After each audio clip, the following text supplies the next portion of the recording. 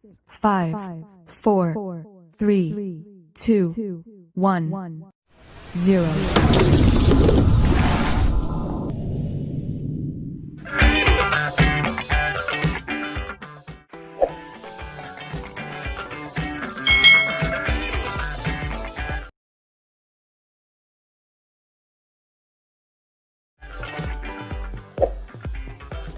Hai. Selamat datang di channel. Apa kabar adik-adik semuanya? Sehat dan siap untuk belajar ya. Nah, di semester 2 ini kita akan belajar bersama-sama di tema 6, Cita-citaku, subtema 1, Aku dan cita-citaku, pembelajaran yang pertama. Mari adik-adik yang duduk di kelas 4, kita belajar bersama-sama. Adik-adik, apakah kalian mempunyai cita-cita? Lalu, apa cita-cita kalian? Nah, apakah kalian pernah membayangkan akan menjadi seorang apa ya di kemudian hari nanti? Apakah hal yang kamu bayangkan itu sebuah kegiatan atau sebuah pekerjaan? Apakah kamu pernah membayangkan kelak akan mengajar menjadi seorang pilot, arsitek, dokter hewan, atau pekerja seni? Nah, mari kita belajar tentang cita-citaku. Adik-adik, perhatikan gambar berikut ini. Kira-kira pekerjaan apa ya yang ada dalam gambar tersebut? Nah, mungkin ada yang bercita-cita menjadi seperti ini adik-adik. Nah, ini adalah seorang guru. Aku seorang guru. Lalu tugas seorang guru itu kira-kira apa ya adik-adik? Bagi kalian yang ingin menjadi seorang guru, kegiatan utama kalian sehari-hari adalah mendidik siswa dengan ilmu yang berguna serta memberikan contoh sikap yang baik untuk bekal hidupnya. Nah, sekarang cita-cita kalian apa nih adik-adik? Lalu gambar yang kedua, kira-kira ini seorang apa ya? Cita-citanya apa ya ini ya? Ya, ini disebut dengan arsiteknya. Aku seorang arsitek. Nah, arsitek ini kegiatan utamanya apa? Nah, kegiatan utamanya adalah merancang bangunan dan mendesain sebuah bangunan. Jadi, arsitek ini merancang bangunan sebelum dibangun adik-adik. Dia akan menggambar rancangannya dan mendesain bangunannya. Ini kalau cita-cita kalian menjadi arsitek nih adik-adik. Lalu, gambar berikutnya. Kira-kira apa ya ini ya? Ya, ini adalah dokter hewan. Nah, dokter hewan ini tugas utama atau kegiatan utamanya adalah mengobati hewan dan merawat hewan yang sedang sakit. Siapa yang ingin menjadi dokter hewan adik-adik? Yang berikutnya, kira-kira ini apa ya? Ya, ini adalah seorang pelukis. Siapa yang ingin menjadi pelukis adik-adik? Apa sih kegiatan utama dari pelukis ini? Kegiatan utamanya adalah melukis di atas kertas atau kanvas. Bisa juga mengadakan pameran dari hasil lukisannya adik-adik. Lalu contoh cita-cita yang lain ya adik-adik, kira-kira apa nih? Ya, ini adalah pilot adik-adik. Nah, pilot ini kegiatan utamanya adalah menerbangkan pesawat dan membawa penumpang dengan aman ke tempat tujuan. Itu tadi beberapa cita-cita yang mungkin kalian perlu ketahui ya adik-adik. Apa sih kegiatan dari masing-masing pekerjaan atau cita-cita tersebut? Bagaimana dengan kalian semua? Kalian pasti mempunyai mimpi dan harapan tentang kegiatan atau pekerjaan kalian kelak. Itulah yang namanya cita-cita adik-adik. Coba adik-adik bisa tuliskan tentang cita-cita kalian, kegiatan utamanya, dan keahlian yang harus dimiliki sehubungan dengan cita-citamu itu. Contohnya kalau guru harus bisa mengajar, harus mengerti pembelajaran, dan lain sebagainya. Kalian bisa tuliskan ya di buku tulis kalian masing-masing. Udin dan Penny ternyata memiliki cita-cita yang sama. Mereka berdua ingin menjadi seorang guru. Menurut Udin, ia ingin menjadi guru karena gurulah yang membuatnya menjadi selalu ingin tahu tentang banyak hal. Udin menunjukkan sebuah tulisan dari sebuah majalah untuk menjelaskan pendapatnya tentang guru. Nah, ini adalah tulisan tersebut. Tulisan ini disebut dengan puisi yang berjudul Cita-Citaku. Dengarkan ya, Kak Citra akan membacakan puisi tersebut. Cita-citaku. Anganku melayang ke masa depan. Aku ingin menjadi seorang guru. Guru adalah pejuang ilmu di garis depan.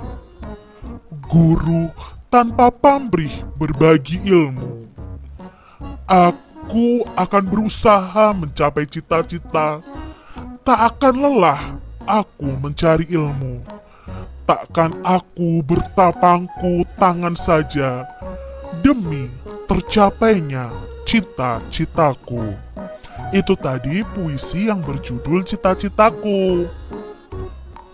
Teks berjudul Cita-Citaku di atas merupakan sebuah karya yang disebut puisi. Apa itu puisi dan apa saja ciri-cirinya? Yuk kita pelajari adik-adik.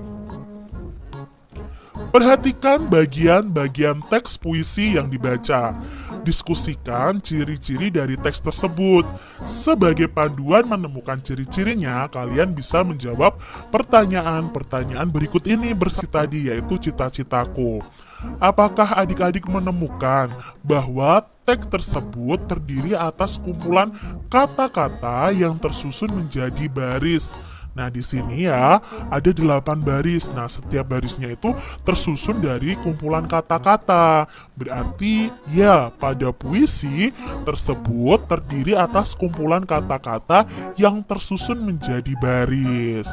Lalu pertanyaan yang kedua, apakah kamu menemukan baris-baris tersebut itu terkumpul menjadi beberapa bagian? Ya, baris-baris ini terkumpul menjadi beberapa bagian adik-adik, yaitu terdiri dari 2 bagian ya. Masing-masing bagian memiliki 4 baris ya. Baris-baris tersebut terkumpul menjadi 2 bagian. Nah, setiap bagian ini disebut dengan bait. Jadi satu bait ini terdiri dari 4 baris.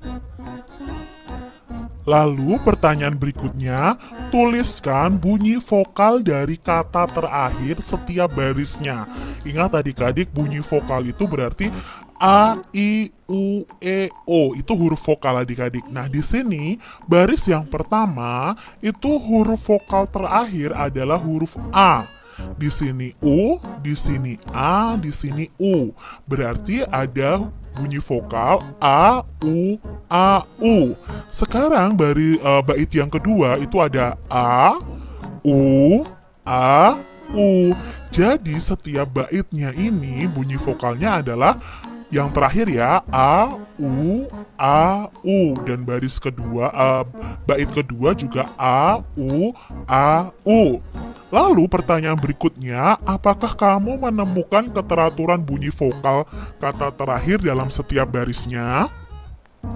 Ya, kita menemukan ya, bunyi terakhirnya itu berselang-seling dari A, U, A, U. Lalu tunjukkan keteraturan itu. Nah, keteraturannya itu pada bait pertama, akhir kata setiap baris itu terdiri dari huruf hidup A, U, A, U. Begitu pula dengan bait yang kedua, yaitu A, U, A, U. Nah, dari bacaan ini atau puisi ini, penulisan puisi itu dituangkan dalam bentuk bait yang terdiri atas baris-baris. Setiap bait terdiri dari 4 baris. Lalu puisi ini memiliki rima akhir A, B, A, B. Tadi kan A, U, A, U ya. Nah, itu diumpamakan menjadi A, B, A, B. Jadi berulang terus. Puisi itu terdiri atas bagian-bagian yang merupakan kumpulan kata-kata yang disebut dengan baris. Nah, ini yang disebut dengan baris adik-adik. Lalu baris-baris puisi itu terkumpul menjadi bagian yang disebut dengan bait puisi. Jadi ini namanya satu bait. Satu bait ini terdiri dari 4 baris. Susunlah baris-baris puisi ini menjadi bait puisi adik-adik. Nah, yang acak nih adik-adik ya. Nah, di sini ternyata rimanya sama, yaitu U semua. Jadi kalian bisa mengubah susunannya sesuai dengan apa yang menjadi pemikiran kalian. Guru mengajakku untuk maju. Sungguh berjasa guruku. Ku ingin membalas jasamu. Ini jika disusun menjadi puisi yang baik dan benar. Nah, di sini kita lihat percakapan adik-adik. Apakah aku bisa mengubah susunan baris dalam puisi itu ya? Menurutku seharusnya bisa, Lani. Asalkan maknanya kurang lebih sama. Kenapa, Lani? Betul juga, aku ingin menyusun puisi sendiri tentang cita-citaku. Benarkah? Apa cita-citamu, Lani? Aku senang dengan hewan. Aku ingin suatu hari nanti bisa menjadi dokter hewan, agar aku dapat membantu hewan-hewan yang sakit dan butuh pertolongan. Wah, hebat juga cita-citamu. Kebetulan aku punya beberapa hewan peliharaan di rumah. Mungkin besok aku bisa membawa mereka kepadamu untuk diperiksa. Ah, Udin, jangan bercanda. Itu nanti saja ketika aku sudah belajar banyak tentang hewan. Baiklah, Lani. Nah, itu tadi percakapan antara Lani dan Udin. Apakah adik-adik memiliki hewan peliharaan seperti Udin? Nah, di sini Udin memelihara kucing, kelinci, dan ayam. Apa saja hewan peliharaanmu itu? Lalu bagaimana cara adik-adik memeliharanya? Nah, tentunya kalian memelihara hewan harus dengan baik ya adik-adik ya, diberi makan, diberi minum, dan lain sebagainya. Amatilah hewan peliharaan di sekitarmu. Apakah hewan peliharaan itu mempunyai anak? Nah, kalau di sini gambarnya ya, ini kucing mempunyai anak, kelinci juga, lalu ayam juga mempunyai anak. Gambar-gambar tersebut menunjukkan bahwa ada anak-anak hewan dan ada hewan yang sudah dewasa. Artinya hewan-hewan tersebut itu mengalami pertumbuhan. Nah, ada tahapan-tahapan yang dilalui oleh hewan itu dari anak-anak hewan menjadi hewan dewasa. Jadi ketika mereka dilahirkan biasanya tidak langsung besar adik-adik. Mereka melalui tahapan dalam pertumbuhan. Nah, adik-adik, semua makhluk hidup itu mengalami pertumbuhan dan perkembangan. Hewan dan manusia mengalami beberapa tahapan pertumbuhan dan perkembangan dalam kehidupan. Nah, tahapan pertumbuhan dan perkembangan hewan itu membentuk sebuah siklus hidup atau nama lainnya daur hidup. Nah, hewan mengalami tahapan pertumbuhan dan perkembangan yang berbeda-beda. Misalnya, ayam dan kucing, pertumbuhan dan perkembangannya pun berbeda. Ada jenis hewan yang mengalami perubahan bentuk di setiap tahap hidupnya. Namun, ada pula hewan yang tidak mengalami perubahan bentuk adik-adik.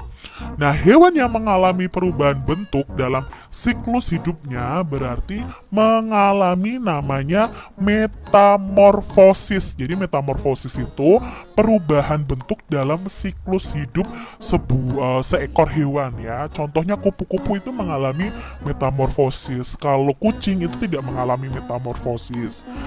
Di antara hewan yang mengalami metamorfosis, ada yang mengalami perubahan bentuk pada setiap tahapnya. Ada juga yang tidak adik-adik.